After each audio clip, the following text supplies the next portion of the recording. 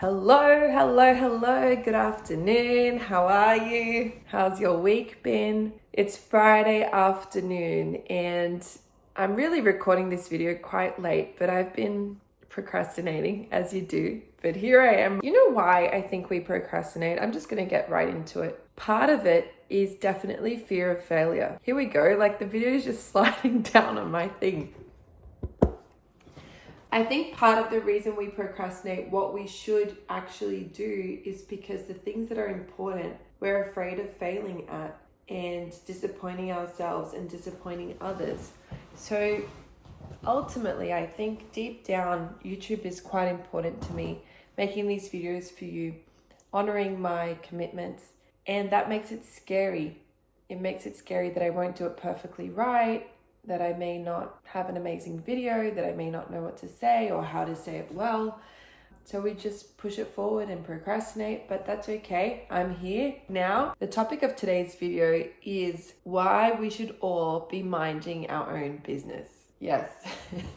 Why should we be minding our own business? And I've just been thinking these days how much time we sometimes waste thinking about other people's lives and other people's problems. If there's any time that is unproductive and wasted, it's time that we actually spend thinking about and judging other people. And there's a few reasons for that. One of them, probably the main one, is it doesn't help anything at all. It doesn't help that person, and it certainly doesn't help ourselves. And I just was thinking about how it is that we can better channel that energy and thinking about why do we spend time, energy, thought on sometimes thinking about other people and why they do things the way they do, instead of using that and instead of minding other people's business, minding our own business. And I'm really not even talking about gossip or going that far. I find that often, in my case, when there's people that I love and care about, I find myself sometimes analyzing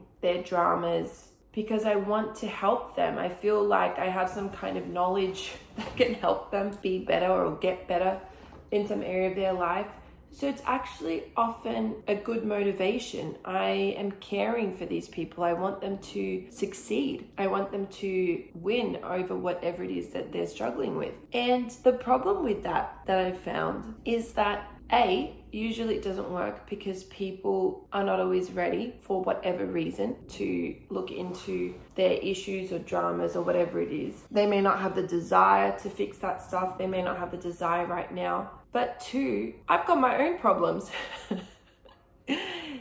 You know what? All of us have our own set of challenges and issues.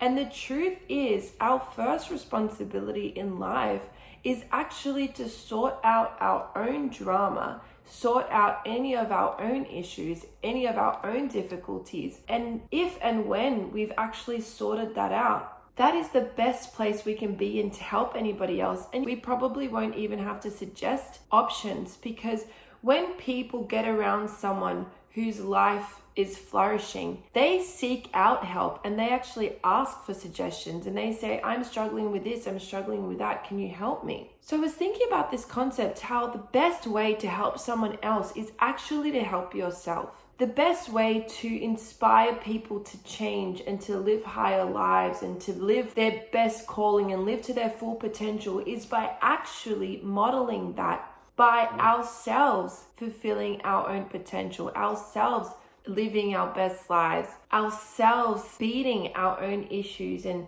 our own struggles. And so it is unproductive to actually be focused on other people and their drama and their problems, because it doesn't help them most of the time. People only change if and when they're ready to, because change is really hard. So it's like all of this energy that we sometimes invest into troubleshooting someone else's problems and dramas, I just want to suggest that they can be better used troubleshooting our own problems and dramas. I'm the kind of person that has 1,001 suggestions for any problem you bring to me. If we're having a conversation and you say, I am going through X, Y, and Z, my brain is buzzing with the best intentions, with ideas on how to change, ideas on how to be better, ideas on how to grow. And that's amazing. That's great. I mean, if that person who is coming to sometimes share is ready and or willing to change, that may actually be helpful.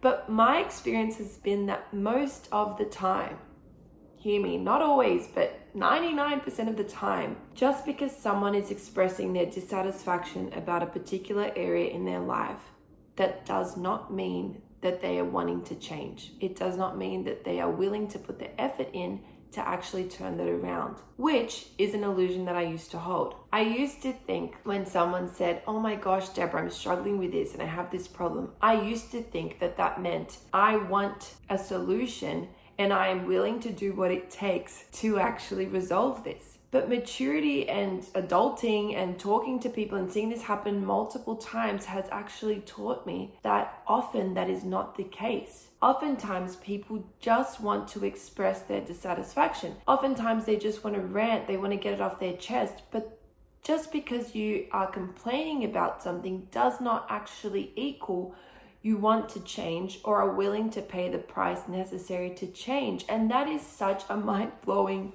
thing for me to realize, but I did realize it. And I'm starting to learn that it's actually what people do and not what they say that counts. And before you think I'm pointing the finger at anyone, that's me. It's actually not what I say, but what I do that counts, and that shows my actual and real intention. Me coming here and saying, oh, I'm going to make a YouTube video once a week and that's my commitment, means nothing unless I actually make a YouTube video once a week and put it on here. Whether I feel like it, whether I don't feel like it, whether it's my best day, whether it's my worst day, whether I feel like I've got the tools to make this an amazing video or not, it's my actions that you can believe over my words. And that is such a shocking but wonderful, confronting but meaningful thing to realize. And so just an encouragement. In this video, I just want to encourage you and me to worry less about giving other people life advice and channel that energy into bettering your own life, looking after yourself, minding your own business, taking care of your emotional needs, taking care of your physical needs, taking care of whatever it is that it might be that needs to be taken care of. You're worthy of respect.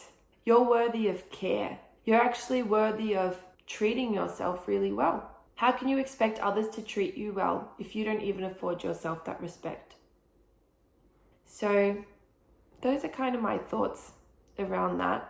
Make sure that you're looking after you, that you're minding your own business, that you're taking all of that energy and channeling it into yourself. Because when you do, guys, it's not a selfish thing. When you better yourself, you'll actually be able to help other people that need and want help. But until and unless we actually become whole and healthy ourselves, we're probably not going to be much help to anyone. Happy Friday. Hope you have a wonderful weekend. See ya.